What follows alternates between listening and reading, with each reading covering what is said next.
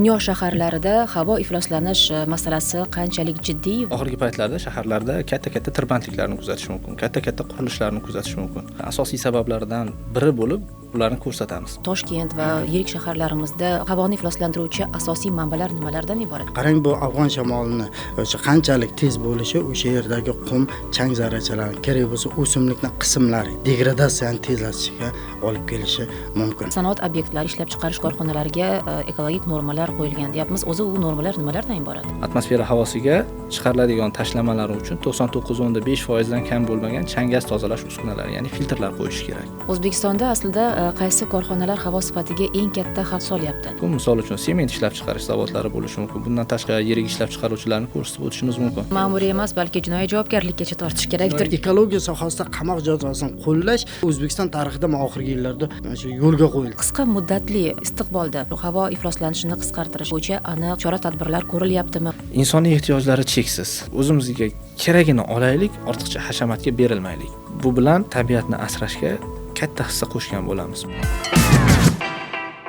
Assalomu alaykum, siz Yashil suhbat podkastini tomosha qilyapsiz. Bugun biz barchamizga taalluqli bo'lgan masala, biz nafas olayotgan havo, biz yashayotgan shahar, biz javobgar bo'lgan mas'uliyat haqida gaplashamiz.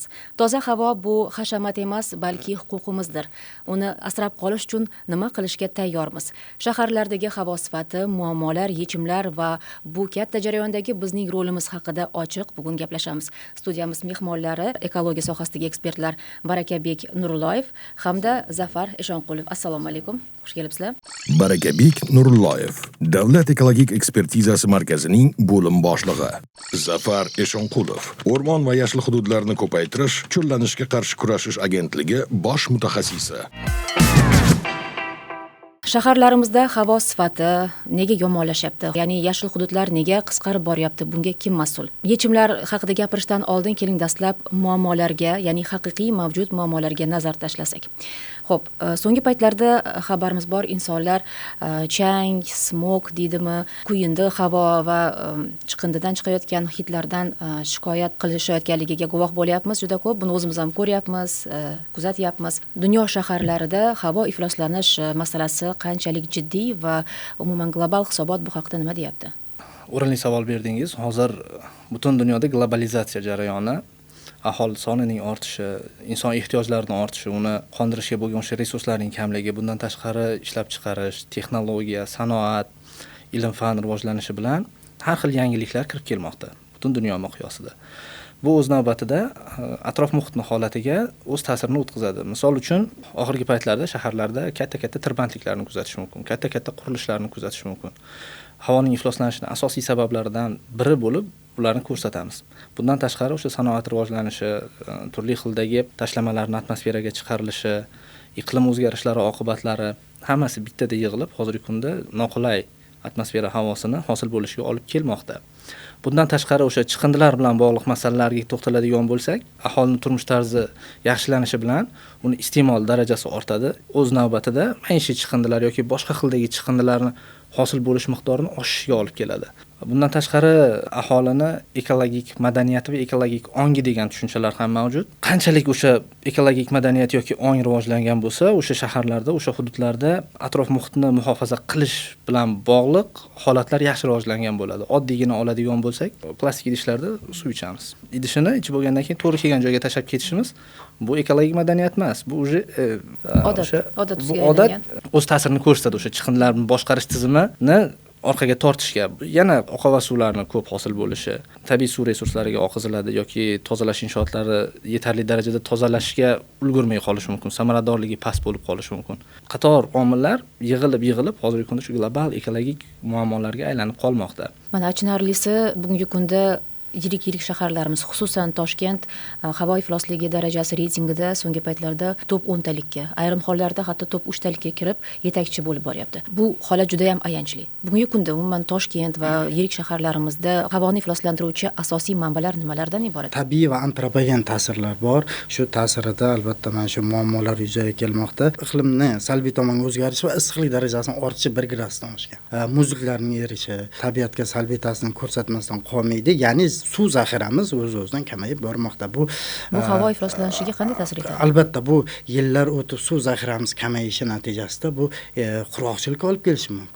Qaysiki ma'noda katta davlatlar, hali namgarchilik yuqori bo'lgan davlatlarda, boshqa hududlarda ham shu suv zaxirasiga ta'siri nuqtai nazaridan aytmoqchiman. Ikkinchisi, mana shamollar takrorlanishi tez bo'lib turibdi. Birgina misol Afg'on shamoli. Mana Surxondaryo viloyati Afg'oniston bilan chegaradosh hududda o'sha Afg'on shamoli doimiy esib turadi. Ilgari 20-25 marta takrorlangan bo'lsa, yil davomida hozir 70 martagacha chiqqan. Qarang, bu Afg'on shamolini o'sha qanchalik tez bo'lishi, o'sha yerdagi qum, chang zarrachalari, kerak bo'lsa o'simlikning qismlari, ya'ni o'sha urug'lik bo'ladimi, bargi bo'ladimi, o'sha uchirishi natijasida degradatsiyani tezlatishiga olib kelishi mumkin. Bu atmosfera havosining ifloslanishiga olib keladigan to'g'ridan-to'g'ri sabablardan bittasi. Mana o'zingiz guvoh 2018-yil, 2021 o'tgan yili va shu yilning o'zida ham guvoh bo'lgansiz. Xuddi tuman bo'lgan singari chang ko'tarildi. Adashmasam 2022-yil Toshkent shahrining o'zida Toshkent shahrining o'zida bu yil o'zida qancha chang bo'ronlari kuzatildi? Ana shu shamol ta'sirida bular qum chang zarrachalarini atmosferaga ko'tarilishi va inson sog'lig'iga to'g'ridan-to'g'ri ta'siri bo'lib kelmoqda. Bundan tashqari eng asosiy sabablardan biri xohlaymizmi yo'qmi, yirik shaharlarda qurilishlar. Insoniyat doimiy rivojlanishda. Albatta bu jarayonda biz yashillik darajasini unutib qo'ymasligimiz kerak. Yana bir antropogen omillarning bittasi bu uzoq hududlarda chorva mollarning boqilishi albatta bosqichma-bosqich shaharlarga yetib kelyapti. Qashqadaryo deymiz, Surxondaryo uzoq viloyatlarda aholimiz asosan chorva molidan ro'zg'or tebratadi. Chorva mollarining tartibsiz boqilishi ham asosiy bitta sabab bo'lib hisoblanadi. Bu shahar havosiga ham ta'sir etadi. Albatta, uzoqdan kelayotgan shamollar albatta shuning ta'sirida bo'ladi. Tuproqni o'simlik qoplamini qoplansa, demak shamol kelayotgan juda katta tezlikda bo'lsa ham shamol yerdagi qum changni atmosfera havosiga ko'tarmaydi. Ko'p yillik o'simliklar bor, cho'l hududida saksovulzorlar bor yoki boshqa cherkis, qandim, qoraburoq yoki boshqa o'simlik turlari borki, o'shalar doim bo'lib tursa, demak qum chang bo'ronlarining atmosferaga ko'tarilishi keskin kamayadi. Havoni ifloslantiruvchi manbalarga transport vositalarini ham misol qilib keltirishimiz mumkinmi? Albatta, transport vositalarini ham kiritish mumkin. Amerikalik olimlar 2015-yilda tahlillar o'tkazgan. O'shanda atmosferaga chiqariladigan issiqxona gazlarining ulushlari sohalar kesimida taqsimlangan. Shunda 25% issiqxona gazlari, asosiysi energetika sohasiga, 25% qishloq xo'jaligi, 25% ga yaqin transport vositalaridan chiqadigan o'sha gazlarga to'g'ri kelgan. Bundan o'sha to'rtdan bir qismi bundan ko'rinib turibdiki, hozirgi kunda o'sha shaharlardagi tutun yoki chang, smog shu kabi holatlarning yig'ilishiga transport vositalaridan hosil bo'ladigan tirbandliklarni ham ko'rsatish mumkin. Hozirgi kunda har ikkita yoki uchta xonadondan birida shaxsiy avtomashinasi mavjud. Bularning eng ko'p qismi benzin yoki o'sha neft mahsulotlariga bog'liq bo'lgan yoqilg'ilardan foydalanadi. Bu o'z navbatida o'sha atrof muhitga karbonat angidrid gazi yoki uni chala yonishi natijasida is gazi chiqaradi, qurum chiqishi mumkin. Shular ham katta ta'sir o'tkazadi havoning ifloslanishiga. Bundan tashqari o'sha qishki mavsumlarda isitish tizimlari ko'pchilik holatlarda mazut yoki gazdan foydalanadigan bo'ladi yoki ko'mirdan foydalanish mumkin. Bu ham katta ta'sir ko'rsatadi. Misol qilib aytdilar akamiz, 2022-yilda, 2020-yilda Toshkent shahrida shunaqa holatlar kuzatildi. Bunda o'sha tabiiy omillarning ham o'z o'rni bor. E'tibor qiladigan bo'lsak, Toshkent vodiy bo'lib o'sha chuqurlikda joylashgan. Shamol yetarli darajada bo'lmaganligi sababli ham hosil bo'lgan yig'ilgan chang va tutunlarni shahardan olib chiqib keta olmadi-da, bitta joyda turib qoldi u. O'z navbatida o'sha yerlarning degradatsiyalanib qolgan boshqa hududlardan shamol bilan kelib to'xtab qolishini ko'rsatishimiz mumkin. Omillar juda ko'p havoning ifloslanishi bo'yicha. Xo'p, havo ifloslanishida sanoat obyektlarini roliga to'xtaladigan bo'lsak, bugungi kunda nega ko'rilayotgan o'sha chora-tadbirlar, ekologik normalarni nazorat qilish mexanizmi yo'lga qo'yilgan bo'lsa-da, ya'ni filtrlash mexanizmlari yo'lga qo'yilgan bo'lsa-da, havo sifati o'zgarmayapti. Buning asosiy sababi nimada? Yirik sanoat korxonalarida o'sha atmosferaga chiqariladigan tashlamalarni o'lchaydigan avtomatik monitoring sistemalari o'rnatiladi. O'zbekiston Respublikasi Prezidentining farmonlariga muvofiq 1-2 toifaga mansub barcha o'sha sanoat korxonalarida o'rnatilishi belgilangan. Hozirgi kunda bo'yicha jadal ishlar olib borilmoqda, lekin ko'rsatib o'tish kerakki, kichik tadbirkorlik subyektlari yoki kichik sanoat korxonalari, kichik sexlar juda ko'plab bor mamlakatimizda. Bular o'z navbatida kam miqdorda tashlashi mumkin, lekin toma ko'l bo'lur degan bir xalqimizning maqoli bor. Ta'siri bo'ladi. Misol uchun, o'tgan yili Toshkent shahri atrofidagi issiqxonalar o'rganildi. Ularning 90% dan ko'pi ekologik ekspertiza xulosasi olmagan yoki o'sha belgilangan normativlarga mos kelmaydi. Asosiy yoqilg'i sifatida ko'mir yoki avtomashina shinalari qoldiqlarini yoqib foydalanadi, o'sha ishlab chiqarishni yo'lga qo'ygan qishki paytda. Bu degani katta miqdorda o'sha tutun, qurum yoki shunga o'xshagan zararli moddalar chiqaradi degan xulosani beradi. O'zi mana sanoat obyektlari ishlab chiqarish korxonalariga ekologik normalar qo'yilgan deyapmiz. O'zi u normalar nimalardan iborat? Uzoqroqdan boshlayman ekologik ekspertiza to'g'risida. Biz o'sha faoliyatimiz xo'jalik yoki boshqa xil rejalashtirilayotgan faoliyatni atrof muhit talablariga javob berish yoki bermasligini aniqlashdan iborat. Qurilishidan oldin loyiha paytida davlat ekologik ekspertizasidan loyiha hujjatlarini o'tkazish kerak. O'sha paytda talablar belgilanadi, ekologik ekspertiza xulosasi beriladi. Ishlab chiqarish faoliyatidan kelib chiqib, har bitta ifloslantiruvchi modda, chiqindilari, oqava suvga tashlanadigan har bitta ingredientlari bo'yicha alohida normativ o'sha birliklar belgilab beriladi. Asosiy ularga qo'yiladigan talablarimiz bor. Shular jumlasidan atmosfera havosiga chiqariladigan tashlamalar uchun 99.5% dan kam bo'lmagan chang gaz tozalash uskunalari, ya'ni filtrlar qo'yish kerak. Oqava suvlari hosil qiladigan tashkilotlar bo'lsa, lokal tozalash inshootlarini o'rnatish kerak. Chiqindilarni vaqtida utilizatsiya qilish yoki qayta ishlashga topshiriladigan chiqindilar bo'lsa, qayta ishlashga topshirish talablari qo'yib beriladi. Biroq ayrim o'sha Qo'shtirnoqdagi tadbirkorlar yoki qonunchilik talablarini mensimaydigan shaxslar tomonidan talablar bajarilmasligi natijasida hozirgi kundagi o'sha ekologik muammolar sanoat korxonalari tomonidan hosil bo'ladi. O'shalar oqibatlarga olib kelishi mumkin. Noqonuniy chiqindilar bajarish nazoratidan kim qiladi? Talablarni bajarish nazorati olib boriladi. Ekologik nazorat inspeksiyasi bor. Shu inspeksiya har bir tuman kesimida xodimlari bor, shular tomonidan doimiy nazorat olib boriladi, lekin bir narsani to'g'ri qabul qilishimiz kerak. Bitta tumanda 7-8 nafar, boringki ko'pi bilan 10 nafar inspektorimiz faoliyat olib boradi. Lekin bitta tumanda qancha xo'jalik yurituvchi subyekt yoki qancha sanoat korxonasi bor? Demak, nazorat qiladigan shaxslarni o'ziga yetishmaydi. Ularni 100% qamrab olish qiyin masala. Asosiy yirik ifloslantiruvchi sanoat korxonalari to'liq nazoratga olingan, lekin kichik xo'jalik yurituvchi subyektlar, tadbirkorlar jamoatchilik o'sha tomonidan nazorat qilinishi maqsadga muvofiq bo'ladi menimcha. O'zbekistonda aslida qaysi korxonalar havo sifatiga eng katta xavf solyapti? Ularni kim nazorat qiladi? Nega ular faoliyatini hali ham davom ettiryapti? Umuman rasmiy ro'yxat bu bo'yicha bormi? Rasmiy ro'yxatlar ko'p. Qisqacha ekspertiza faoliyati bo'yicha shu joyda statistik ma'lumot aytib o'taman. So'nggi 2024-yil hamda 2025-yilning birinchi choragi davomida salkam 40 mingta obyektlar ekologik ekspertiza xulosasini oldi. Bularning har bittasiga o'sha qo'yilgan talablar, belgilangan miqdorlar, normalar Ekologiya vazirligini, ekologik nazorat sohasidagi inspeksiyasi tomonidan nazoratga olingan, doimiy monitoring ishlari olib borilmoqda. Asosiy atmosfera havosiga ta'sir ko'rsatadigan sanoat yo'nalishlari sifatida bir qator yo'nalishlarni ko'rsatishimiz mumkin. Misol uchun sement ishlab chiqarish zavodlari bo'lishi mumkin. Bundan tashqari yirik ishlab chiqaruvchilar asosan kon metallurgiya kabi sohasidagi o'sha yirik ishlab chiqaruvchilarni ko'rsatib o'tishimiz mumkin. Umuman ekologik ekspertiza va korxonalarni sertifikatlash jarayoni qanchalik shaffof? Bu tizimga, baholash tizimiga ishonsa bo'ladimi? Albatta, ishonsa bo'ladi. Ekologik ekspertiza tizimi to'liq raqamlashtirilgan. Hozirgi kunda bizning ecoservice.uz degan saytimiz bor. Shu sayt orqali taqdim etilayotgan barcha xulosalarni ko'rishingiz mumkin. Faoliyatingiz yoki qanaqadir xo'jalik yurituvchi subyekt ekologik ekspertiza xulosasini olishi mumkin bo'lsa, hech qanaqa qog'ozlarsiz, hujjatlarsiz to'g'ridan-to'g'ri elektron tartibda o'sha loyihalarni taqdim etib, jarayonlarni bosib o'tgandan keyin ekologik ekspertiza xulosasini olishi mumkin. Agarda rejalashtirilgan faoliyat barcha talablarga to'liq javob beradigan bo'lsa, ijobiy xulosa, talablarga yoki qonunchilik normalariga mos kelmaydigan faoliyat yoki shunga o'xshagan kamchiliklari bor loyihalar bo'ladigan bo'lsa, salbiy xulosa oladi. Ekologik ekspertiza xulosasini olishda bir korrupsiyaga o'xshash holatlar kuzatilmaydimi? Bunaqa holat kuzatilmaydi, sababi tizimimiz to'liq raqamlashtirilgan. Eng dastlabki bosqichidan eng oxirgi bosqichigacha ekspertlar xulosa beradigan bo'lsa, o'sha buyurtmachi bilan ularning to'g'ridan-to'g'ri aloqasi cheklangan, ya'ni o'sha raqamlashtirish natijasida ular uchrashmaydi, ular gaplashmaydi, faqat tizim orqali yuklanadi, tizim orqali xulosa beriladi. Hamma bosqich o'sha raqamlashtirilgan. Xulosa olguncha inson omili deyarli inson omili ishtirok etmaydi. Umuman O'zbekistonda zamonaviy texnologiyalar, ya'ni o'sha toza texnologiyalarga o'tgan aniq bir korxonalarni misol qilib keltira olasizmi? Toshkent viloyatida, Navoiy viloyatida, Qashqadaryo, Buxoro viloyatida hamma hududlarda ham sanoat korxonalari mavjud. Hattoki o'sha Toshkent shahriga yaqin hududlarimizda ham bor.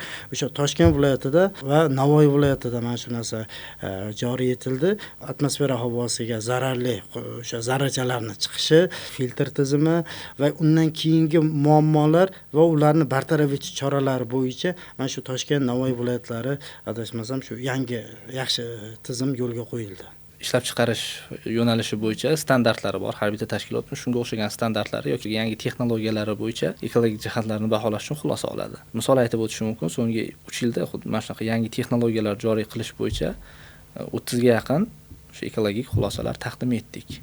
Bu degani 30 ga yaqin o'sha tashkilotlar o'zini texnik bazasini to'liq modernizatsiya qilib, jahon standartlarini o'zida joriy etish yo'lida. Hozircha yo'lida. Hozircha yo'lida. Mana shaharlardagi yashil hududlar havoni sifatiga juda yaxshi ta'sir etadi, ya'ni sifatini yaxshilanishda juda muhim rol o'ynaydi. Lekin mana yirik qurilish loyihalari yo'lga qo'yilyapti va buning natijasida ko'p yillik daraxtlar hatto kesilayotgan holatlar kuzatilyapti. Nega shu kungacha nazorat sust?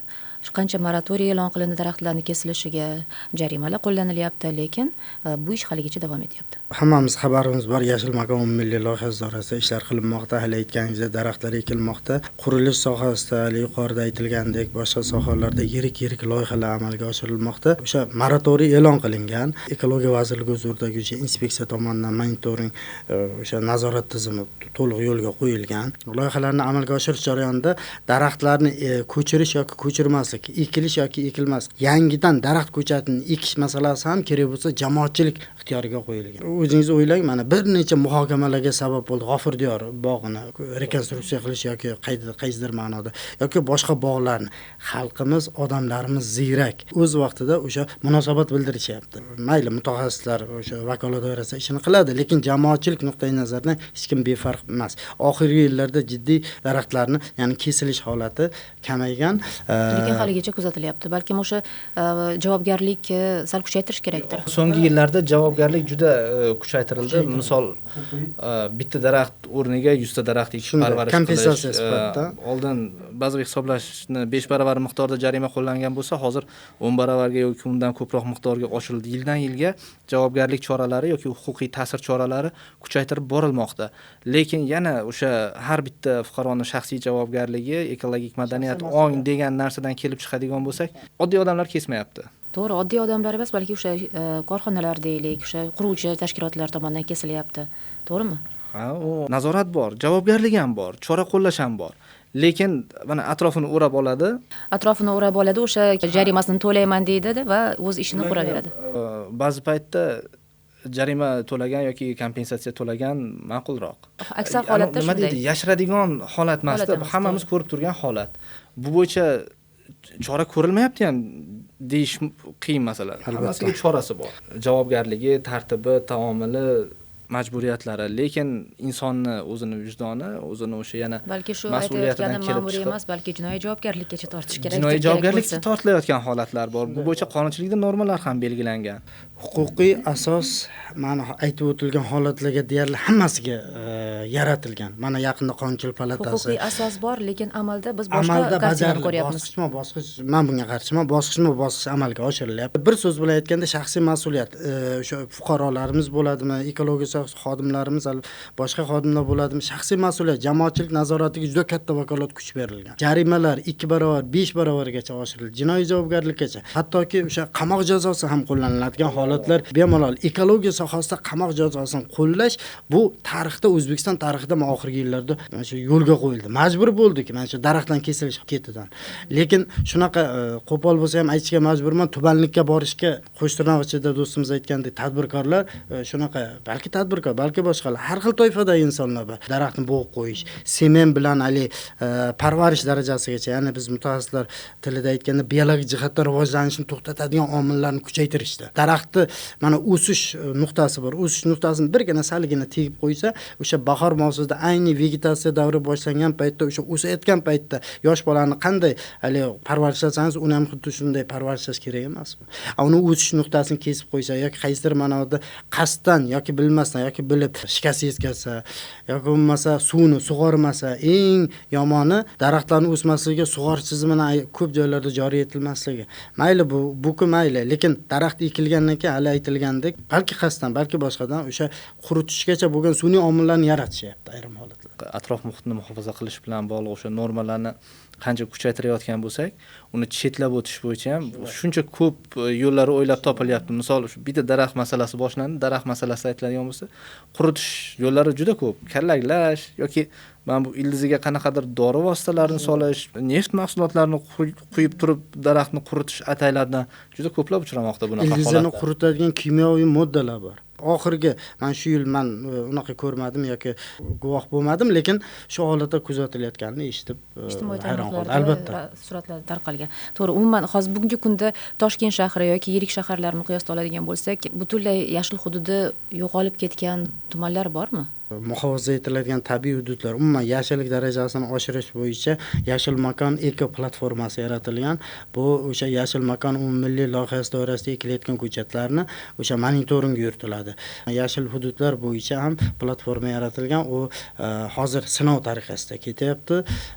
Eng yaxshi hudud deb o'tgan mavsumda o'sha Namangan viloyati umumiy hisobda yashillik darajasi boshqalarga nisbatan viloyatlar miqyosida aytishim mumkin. O'sha Namangan viloyatini yoki yashillik darajasi past bo'lgan hududlar, cho'llanish bo'lgan hududlar ko'proq tilga olindi. Qoraqalpog'iston Respublikasida ham kam ishlar qilinmayapti. Saksovul, cho'l o'simliklarining urug'lari, ko'chatlari ekilyapti. Ularga albatta vaqt kerak.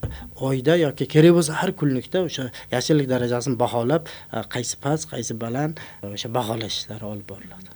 Mana jahon tajribasidan kelib chiqib aytadigan bo'lsak, bilamiz, sanoat obyektlari atrofida yashil belbog' tashkil etish bu o'sha atmosfera havosini ifloslanishini qisqarishiga sal bo'lsa ham ta'sir etyapti, ya'ni yordam beryapti. Nega bugungi kunda O'zbekiston shaharlarida bu kuzatilmayapti? Kuzatilmayapti degan fikringizga qo'shilmagan bo'lardim. To'g'ri, so'nggi yillarda o'sha yashil maydonlarning qisqarishi holatlari kuzatildi, lekin oxirgi 4-5 yil ichida qattiq o'sha chora-tadbirlar olib borilmoqda. Misol, Toshkent shahrining atrofida yashil belbog'lar, yashil makonlar joriy qilish, yashillik darajasini oshirish bo'yicha qator ishlar olib borilmoqda. Aynan ishlab chiqarish korxonalari atrofida. Ishlab chiqarish korxonalari atrofida 23-yil 11-noyabrda O'zbekiston Respublikasi Prezidentining farmonlari chiqdi. 199-sonli shu farmonda talab qo'yildi. Atrof muhitga ta'sir ko'rsatishni birinchi, ikkinchi toifasiga mansub bo'lgan har bitta o'sha sanoat korxonasi yokida 500 metr kvadratdan umumiy maydoni ortiq yoki 12 metrdan baland bo'lgan bino inshootlarini kamida 25% maydonida yashil bog', yashil belbog' tashkil qilish talablari belgilandi. Shu yilda qurilgan daraxtning atrofiga yashil belbog' qildik. O'rtacha 3 yil yoki 4 yillik niholar ekildi. U ko'zga ko'rinib yaxshi daraxt bo'lishi uchun kamida 5-10 yil vaqt ketadi. Dastlabki ishlar amalga oshirilmoqda. Har bittasiga talab, har bittasiga majburiyat belgilab berilmoqda. Bajarilayotgan joylari ko'p, lekin bu o'zini natijasini bir kunda bermaydi. Vaqt talab qiladigan narsa. Hozir muammolar sanaldi, muammolar ko'p va ular xavotirli. Lekin keling hozir endi eng muhimi haqida suhbatlashsak, nima qilish mumkinligiga to'xtalsak. Qanday yechimlar bugun real natija beryapti? Ya'ni kim boshlashi kerak? Hukumat, biznes yoki har birimiz. Shahar muhitida mana shu havoni tozalashda qaysi chora-tadbirlar bugun eng samarali bo'lyapti va qanday ishlar amalga oshirilyapti? O'rmon fondining 80% dan oshiq cho'l hududlari hisoblanadi. Butun dunyoda o'sha o'rmonlar tuproq iqlim sharoitidan kelib chiqqan holda shakllanadi. Demak, O'zbekistonda ham o'rmonlar shakllangan, o'ziga xos va mos 4 ta hududimiz bor. Cho'l hududi, tog' hududi, vodiy va to'qay hududlari. Demak, 80% dan oshiq cho'l hududi ekan. Demak, o'sha cho'l hududlarimizda yashillashtirish, ko'kalamzorlashtirish ishlarini olib borish muhim hisoblanadi. Asosiy urg'uni biz davlatimiz rahbari tomonidan tegishli vazirlik idoralari, ekologiya vazirligi, o'rmon agentligi hammamiz birga o'sha cho'l hududlarda yashil qoplamalarni, yashillik darajasini oshirishga asosiy e'tibor qaratilgan. Bugungacha mana salkam 2 million gektarda Orol dengizining qurigan tubi va Orol bo'yi hududlarida yashil qoplamalar barpo etildi. Hali aytilgandek, kamida 4 yilda, 3 yil, 4 yilda saksovul o'zini yetuk o'sha davriga yetadi. Ya'ni olimlar tomonidan ta'kidlagandek, bir tub saksovul 3-4 tonnagacha qumni o'zida ushlab qoladi. Qarang, atmosferaga ko'tarilishini oldini olinadi. Isbotlangan dunyo olimlari, 80 mingdan oshiq olimlar o'sha bir xulosaga kelishganki, statistikani doim eslatib o'tishadi. Ekologiyaning salbiy oqibatlari natijasida insonlarning o'lim soni, kasallik natijasida AIDS, bezgak, sil, yomon kasalliklar bor. Kasallik ta'sirida bo'ladigan o'lim sonidan 3 barobarga, urush, zo'ravonliklar natijasida bo'ladigan o'lim sonidan 15 barobargacha yuqori bo'lar. Buni oldini olishning birdan bir yo'li o'sha yashil hududlar.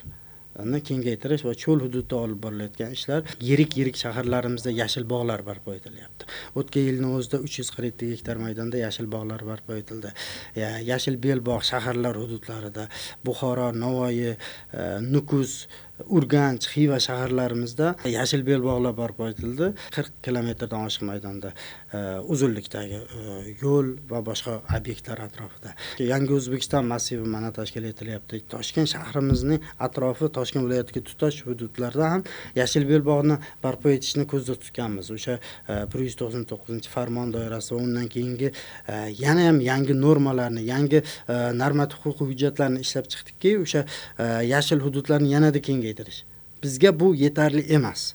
Biz tabiatni balansini biz kelajak avlodga shundayligicha saqlay bilishimiz kerak. Ya'ni o'sha mayli qurilish sohasi bo'ladimi, boshqa sohasi bo'ladimi, o'sha yerlardagi yashil hududlarni, yashillik darajasini yetarli darajada qilib qo'yishimiz kerak bo'ladi. Shu nuqtai nazardan mana yirik shaharlarda yanada kengaytirish, yashil bog', yashil belbog', yashil qoplama asosiy urg'u berilgan o'sha shaharlar, hududlar bilan bog'liq masalada. Rahmat. Mana hozir siz umumiy tashabbuslar haqida gapirib o'tdingiz, lekin ko'ryapmiz, haqiqatda ham vaziyat jiddiy.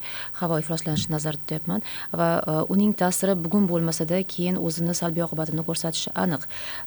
Qisqa muddatli istiqbolda havo ifloslanishini qisqartirish, ya'ni oldini olish bo'yicha aniq va real chora-tadbirlar ko'rilyaptimi? Qanday qadamlar qo'yilyapti? Aniq qadamlar belgilab olingan. Tokio Parij protokollari degan protokollar bor, xalqaro hujjat. O'zbekiston ham shularga a'zo. Bu hujjatlarda asosan o'sha issiqxona gazlarini kamaytirish bo'yicha chora-tadbirlar belgilab olish kerak har bitta a'zo davlat. O'zbekiston 2030-yilgacha 2010-yildagi o'sha issiqxona gazlariga nisbatan 10% ga kamaytirishga erishish kerak. Bu bo'yicha o'sha qator normativ hujjatlar, qonunlar, qonunosti hujjatlar ishlab chiqilmoqda. O'sha huquqiy asoslari belgilab berilmoqda. O'sha jumladan 99% dan kam bo'lmagan yuqori samaradorlikdagi filtr o'rnatish, har bitta tashkilotda uglerod neytralligiga erishish bo'yicha ustuvor ko'rsatkichlarni belgilash, ekoloekspertiza xulosalarida shunga muvofiq talablarni qo'yib ketish, tashkilotni, sanoat korxonasini pasportlarini yaratish kabi o'sha qator vazifalar belgilangan. Bu eng o'sha yaqin istiqboldagi oldimizda turgan vazifalarimizdan biri. Bundan tashqari har bitta fuqaroni o'zini shaxsiy mas'uliyati bo'lishi kerak meni nazdimda. Tabiat bitta davlatga qarashli yoki kimgadir qarashli narsa emas, bu butun umumbashariy o'sha bizga berilgan ne'mat. Oddiy maishiy turmush tarzimizdagi holatdan kelib chiqaylik-da. Ertalab ko'pchilik bir stakan suvga tish yuvmaydi. Vodoprovodni ochib qo'yamiz. Qancha suv oqib tushadi. Oddiygina kiyim boshimiz. Haftada 7 kun bo'lsa 7 xil kiyinamiz. Bir marta kiygan kiyimimizni ikkinchi marta kiyimimiz yuvilishi kerak. U yuvilgandan keyin yana oqava suv hosil bo'ladi. Shaxsiy avtomashinamiz bor. Bir oilada bir emas, bir nechta Bir oilada bir emas, bir nechta. Bu o'zini ta'sirini ko'rsatadi. Daraxt kesamiz. Oziq-ovqat mahsulotlari ham tashlab yuboramiz. Po'chog'ini yoki boshqasini. Vaholanki chorva moli yoki qayta ishlashga topshirish mumkin yoki shunaqa texnologiyalarni joriy qilish mumkin. Qishloq xo'jaligini o'zi atmosferaga o'sha katta miqdorda chang yoki issiqxona gazlarini chiqarishga xizmat qiladi. Yerni haydaganimizda, uni o'g'itlaganimizda, unga kimyoviy ishlov berganimizda insoniy ehtiyojlari cheksiz. O'zimizga keragini olaylik, ortiqcha hashamatga berilmaylik. Bu bilan tabiatni asrashga katta hissa qo'shgan bo'lamiz. Katta filtr o'rnatishimiz qisqa vaqtdagi yechim. Ma'lum bir muddat ushlab berishi mumkin, undan keyiniga yetmaydi u narsa. Sanoat korxonasi deymiz. Sanoat korxonasi nima uchun ishlaydi? Bizning talablarimizni qondirish uchun ishlaydi. Ehtiyojdan ortiq sarf hashamatga berilmasligi kerak. Berilmasligi kerak. To'g'ri, siz hozir sanab o'tgan omillar barchasi biz har birimizga taalluqli, ya'ni insonning o'sha daxldorlik hissi bilan bog'liq sharoitlar. Bu albatta umumiy jamlanganda juda katta natija beradi, to'g'ri. Lekin yirik xavf soluvchilarni agar nazarga oladigan bo'lsak, ya'ni sanoat ishlab chiqaruvchilari. Bugungi kunda sanoat korxonalari o'sha zararli tashlamalarni qisqartirish uchun o'zi nima qilyapti O'zbekistonda? Majburiyatlar qo'yilyapti ularga, yirik ishlab chiqaruvchi korxonalarga. Yaqinda yashil sertifikat tizimi joriy etildi. Yashil sertifikat olish uchun qator tadbirlarni bajarish kerak. Filtri bo'lishi kerak, chiqindi miqdori ma'lum bir normadan oshmasligi kerak, xulosa talablarini bajarishi, yillik tashlamalari miqdori bor har bitta tashkilotni. O'sha tashlamasini miqdorini ma'lum bir qismini kamaytirishi lozim. Agarda sertifikatda bo'lmasa, jazo choralari qo'llanishi mumkin yoki iqtisodiy, moliyaviy choralar ko'rilishi mumkin. Hech kim zararga ishlashni xohlamaydi. Mana hozir siz bir qator majburiyatlarni sanab o'tdingiz, lekin ularni chetlab o'tadigan korxonalar ham kam emas. Umuman hukumat ularga qanday chora ko'radi? Jazolovchi chora-tadbirlar ko'p. Agarda shunaqa holat aniqlanadigan bo'lsa, vakolatli davlat organlari bilan kelishilinadi, borib monitoring yoki tekshirish ishlarini o'tkazish tadbirkorlik subyektida. Ruxsat olingandan keyin boradi, o'rganadi holatni, har bitta detallarigacha chuqur izlaniladi. Undan keyin sud tartibida ko'rib chiqiladi. Atrof muhitga, tabiatga yetkazilgan zarar aniqlanadi, chiqarilgan tashlamalari miqdori normasidan ortiqlari belgilanadi. Qo'shimcha kompensatsion to'lovlar hisoblanadi. Undiruv choralari yoki to'liq talablarni bajargunga qadar faoliyatini to'xtatilishi yoki nomuvofiq ishlayotgan tashkilot bo'lsa, faoliyatini to'xtatib qo'yish yuzasidan o'sha sud qarori qabul qilinishi mumkin. Bu mexanizm amalda ham ishlatiladi. Amalda ishlatiladi. Amalda bor mexanizm haqida gapiryapman. Zafar aka, mana hozir yuqorida Yashil makon umummilliy loyihasiga to'xtaldingiz. Biz Yashil suhbat podkastimizning bundan oldingi soni aynan mana shu Yashil makonga bag'ishlangan edi. Aytingchi, bugungi kunda ana shu Yashil makon loyihasi shaharlar miqyosida o'z natijasini beryaptimi? Prezidentimiz 90-sonli farmoni va 197-sonli qarorlar qabul qilindi. Bunda o'rmon xo'jaligi sohasi yanada boshqaruv takomillashtirildi va nomi o'rmon xo'jaligi agentligi bo'lgan bo'lsa, va hozirgi kunda o'rmon va yashil hududlarni ko'paytirish, cho'llanishga qarshi kurashish agentligi deb ataldi. Ekologiya vazirligi huzurida albatta. Eng asosiy urg'u beradigan narsam Yashil makon umummilliy loyihasini respublikada yagona ijro etuvchi organ hisoblandi. O'rmon agentligi shunday deb etib belgilandi. Yashil makon umummilliy loyihasi doirasida qilingan va qilinadigan ishlarimizni hammasi o'sha muvofiqlashtirilib boriladi.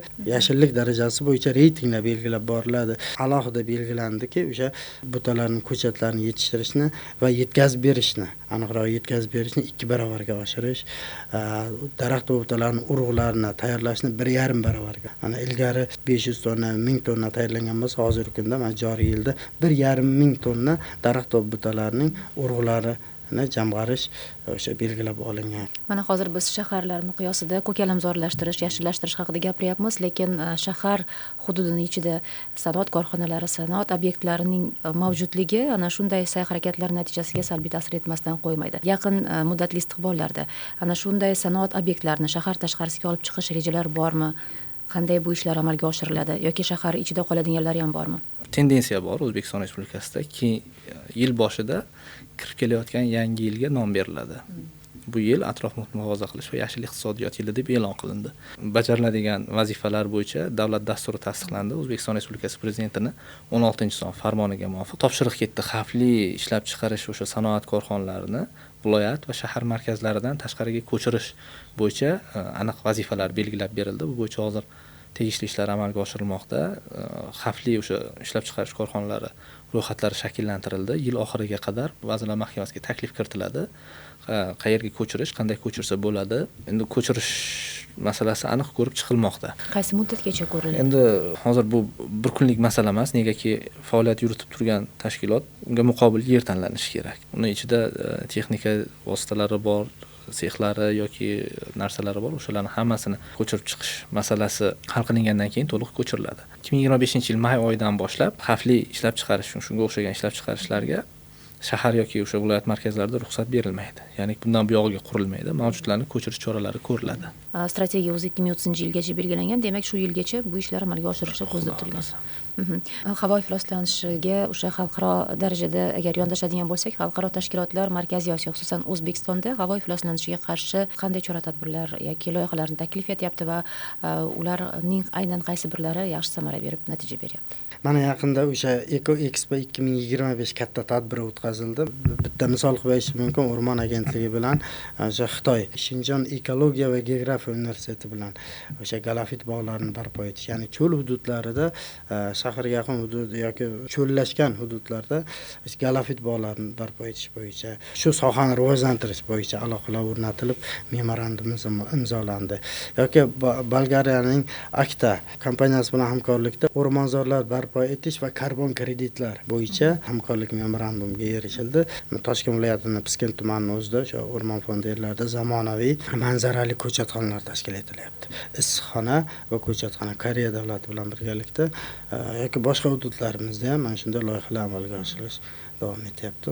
Yashil shahar yaratishda qaysi jahon tajribasi, ya'ni muvaffaqiyatli jahon tajribasini misol qilib keltirishingiz mumkin? Xususan Singapur misol qilib keltirib ayta olaman. Singapurda qanday? Alohida yashil bog'lar, har bitta binoni fasadlarida o'sha yashil o'simliklar yoki qoplamalardan foydalanadi. Shaharda chuchuk suv manbasi mavjud emas. To'rt tarafi dengiz bilan o'ralgan orolda joylashgan davlat. Hammaga ma'lum, asosan o'sha yog'ingarchilikdan hosil bo'lgan o'sha suvlardan ichimlik suvi sifatida foydalanadi.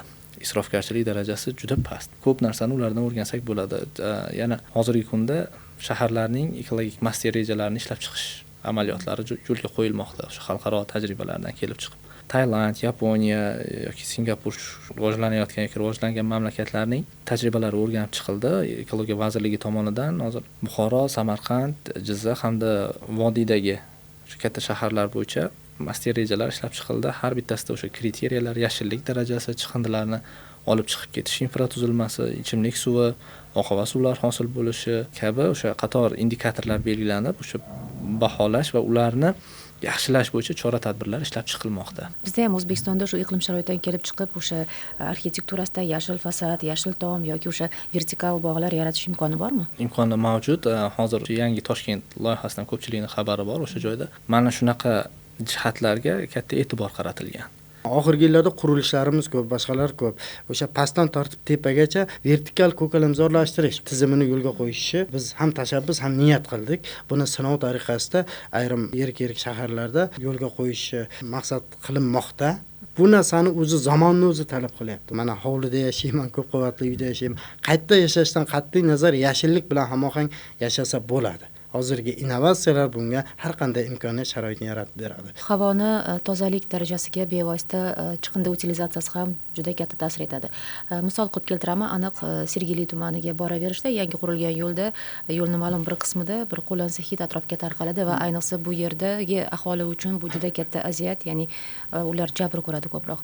Bu muammoni yechimi qanday bo'lyapti? Men bu muammolarni hal etishda qanday chora-tadbirlar belgilangan? Siz aytayotgan joyni bilaman. U joyda qayta yuklash stansiyasi bor. Birinchi o'sha shahardan olib chiqilgan chiqindilar qayta yuklash shoxobchalari bor. O'sha joyda birlamchi yig'iladi. Undan keyin chiqindi poligonlariga olib chiqiladi. Toshkent shaharining ikkita uchta poligon bor. Birinchisi Ohangaronda, Majnuntol adashmasam, ikkinchisi Mayqo'rg'on atrofida. Mana shu poligonlarga olib chiqiladi. O'sha poligonlarga olib chiqilguncha jamlanadi. Aynan bu yoz oylarida ko'p buzilatiladi. O'sha chiqindilardan qo'lansa hid kelishi eng samarali yechimi chiqindilarni dastlabki saralash. Xo'jalik miqyosida bu to'g'ri tushunarli holat, ya'ni buni yo'lga qo'yish mumkin, lekin chiqindilarning utilizatsiyasida aynan mana shu saralab olish mexanizmi hali yo'lga qo'yilmagan. Hamma chiqindixonalarda ham alohida baklar yoki ajratilgan bo'limlar yo'q, tashkil etilmagan. Tashkil etilgan bo'lsa ham barcha chiqindilar bir yerga jam bo'lib, bitta joyga olib ketiladi. Poligonga olib ketiladi. Shunaqa holat bor. Bu demak muammo, bu muammoga yechimlar. Bu muammoga yechimlar bor. Ko'pchilik o'sha poligonlar atrofida chiqindilarni qayta ishlash zavodlarini qurish, ularni saralash bo'yicha o'sha yangi texnologiyalarni qo'yish bo'yicha loyihalar amalga oshirilyapti. Shunday loyihalardan birini misol qilib aytish mumkin. Sirdaryo viloyatida xususiy tadbirkor shunaqa loyiha boshlagan. O'sha chiqindi poligonidagi chiqindilarni olib turib, ularni saralab, qolgan qoldiqdan elektr energiyasi ishlab chiqarish bo'yicha o'sha yangi texnologiya olib kirishni rejalashtirilgan. Xuddi shunga o'xshagan barcha viloyatlarda loyihalar mavjud. Suhbatimiz avvalida transport vositalarining havoga chiqayotgan zaharli moddalardagi ulushini sanab o'tdingiz, ya'ni 25%, 100% deb aytdingiz. Xabarimiz bor, avtomobilsiz kun degan aksiya yo'lga qo'yilgan 2021-yildan beri har oyning bir kunida o'tkaziladi. Oxirgi chorshanbasi. Oxirgi chorshanbasida o'tkaziladi. Hozirgi kunda tavsiyaviy xarakterga ega bo'lgan aksiya hisoblanadi. Balkim buni natijasi qanday bo'lyapti, o'z samara beryaptimi? Ehtimol buni tavsiyaviy emas, balki majburiy shaklga o'tkazish kerakmi? Majburiy tarzda qo'llash qanchalik to'g'ri bilmadim-ku, har bir fuqaro shu shaxsiy javobgarligidan kelib chiqib shunga amal qilsa, menimcha yaxshi holat bo'ladi. Agar lekin amal qilayotganini ko'rayotganimiz yo'q. Shu kuni barcha hamma avtomobilda yuradi. 2020-yil o'sha COVID-19 pandemiyasi munosabati bilan karantinga yopilganda Toshkent shahrida, faqat Toshkent, butun dunyo bo'shab qoldi. Zavodlar to'xtadi, yo'llarda harakat to'xtatildi, hamma uyda o'tirdida. Bir hafta 10 kundan keyin insoniyat ko'rdi. Ko'k osmonni ko'rdik. Xuddi shunaqa avtomobilsiz Kunda avtomobilsiz yurish yaxshi albatta, lekin ko'pchilik har xil vaj qilishi mumkin. Ishim bor, shoshaman, ko'p joyga kirishim kerak. Jamoat transportlari bor buning uchun.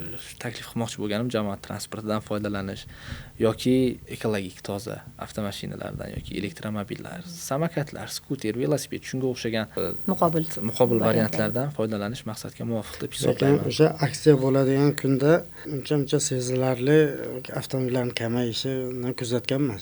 O'sha kunda sezganman, ko'pchilik, men shaxsan o'zim ham o'sha metroda ko'p kelamiz, ketamiz, sheriklarimiz ko'pchilik aytadi, bu tor doiradagi nima, mayli bitta ishxona misolida, lekin o'sha kichik bir ishxona misolida ham sezganman demoqchiman.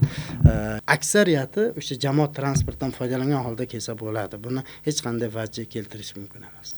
O'zi nima deb o'ylaysiz, nima yaxshiroq ish beradi? Sanksiyalarmi, ya'ni taqiqlarmi yoki xabardorlik, ya'ni ekologik bilimmi? Ekologik bilim bilan xabardorlik ko'proq foyda beradi.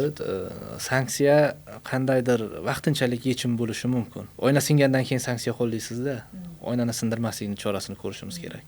Singandan keyin oynani tiklashning iloji yo'q. Shunday kasallik davolagandan ko'ra shu oldini olib.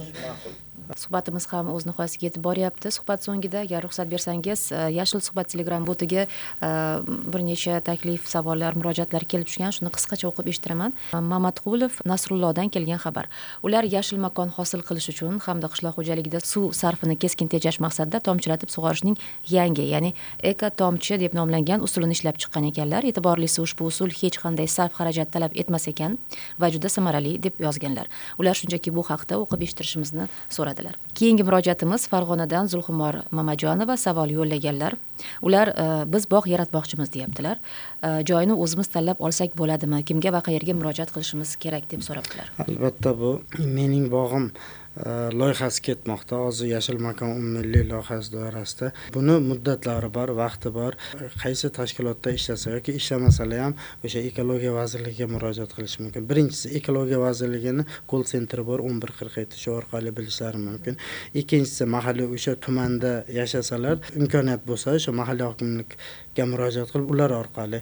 Uchinchisi, o'sha hududiy ekologiya boshqarmalari yoki tuman bo'limlari orqali o'sha murojaat qilsalar, mening bog'im loyihasi amalga oshirilmoqda. 250 million so'mgacha o'sha mablag' ajratib. Mana shunday insonlarni kutyapmiz biz. U meniki deyishlikka egaligiga erishishimiz kerak. Mana shu inson demak tashabbus qilyaptimi? Biz albatta qo'llab-quvvatlaymiz. Har qanday holatda murojaat qilishlari mumkin. Moliyalashtirish chorasi ko'riladi. Rahmat. Yana bir tomoshabinimiz Qoraqalpog'iston Respublikasi Ellikqal'a tumani Paxtachi mahallasidan Ro'zmetov Abduqodir bo'ladilar.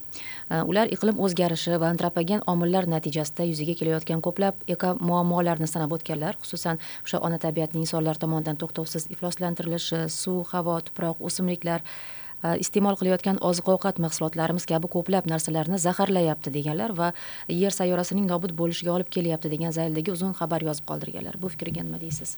Qaysidir ma'noda juda to'g'ri fikr. Bu narsani inkor qilishni umuman iloji yo'q. Butun dunyo bo'yicha hozir katta muammolardan biri atmosfera ifloslanishi, iqlim o'zgarishi. Orqaga qayta olmaymiz. Masalan 50 yil yoki 100 yil, 200 yil oldingi tabiatni qayta tiklay olmaymiz, bu imkonsiz. Lekin har bir inson, har bir fuqaro bir yoqadan bosh chiqarmasa, o'zgarishga erishish juda qiyin. Tabiat shunaqa narsaki, Braziliyadagi bitta tomchini tomishi yoki Avstraliyadagi quyoshni 2 gradusdagi o'zgarishi bizga yoki Antarktidadagi muzliklarga yoki boshqa bir joydagi holatga o'z ta'sirini ko'rsatadi. Rahmat katta. Suhbatimiz so'ngida biroz tetiklik bag'ishlash uchun blitz so'rov o'tkazaman. Men savol beraman va siz qisqa, tez lo'nda javob qaytarasiz. Havo bu bir so'z bilan? Havo bu hayotning asoslaridan biri. So'nggi marta qayerda toza havodan nafas olgansiz, to'yib? Tog'li hududda, tog'da. Bo'stonliqda. Bo'stonliq. Ekologiya masalasida sizni ko'proq g'azablantirgan narsa? Ekologik madaniyat pastligi. O'zbekistonda siz doimo himoya qilishni istaydigan bitta joy, manzil? Butun O'zbekiston. O'zingizda eko odatni shakllantirganmisiz va qaysi agar ha bo'lsa? Albatta. Tejamkorlik. Suvni kam ishlataman, chiqindi tashlamayman. Saralaysizmi chiqindilarni? Albatta. Jamiyatda birgina xulq-atvorni o'zgartirish imkoniyatingiz bo'lganda, u qaysi biri bo'lardi? Ekologiya ongni shakllantirish, ekologiya madaniyatni shakllantirish yoshlikdan, bolalikdan boshlanadi. Qaysi shaharda yashashni istagan bo'lar edingiz? O'zbekistondami, butun dunyodami? Istagan joyda. Butun dunyoda bo'ladigan bo'lsa, Frankfurtda. Tashrifingiz va qiziqarli javoblar uchun minnatdorlik bildirib qolamiz. Ekologiya bu abstraksiya emas, balki o'pkamizdagi nafas. Bu hisobotdagi raqam emas, balki oynamiz ortidagi daraxt. Biz yashil daraxtlar ko'kalamzorlashtirish mas'ullari vazifasi, toza havo esa hukumat tashvishi deb hisoblashga ko'nikkanmiz. Bugun o'z daraxtimizni ekmasak, ertaga soya salqin bo'lmasligi mumkin. Tanlov o'zimizdan. Eslatib o'tamiz, dasturimiz hamkori Ekologiya, atrof muhitni muhofaza qilish va iqlim o'zgarishi vazirligi. Aziz tomoshabinlar, sizni qiziqtirgan savol yoki takliflaringiz bo'lsa, marhamat, ekraningizda ko'rsatilgan Telegram boti orqali yo'llashingiz mumkin. Biz ularni o'qib eshittiramiz albatta. Rahmat.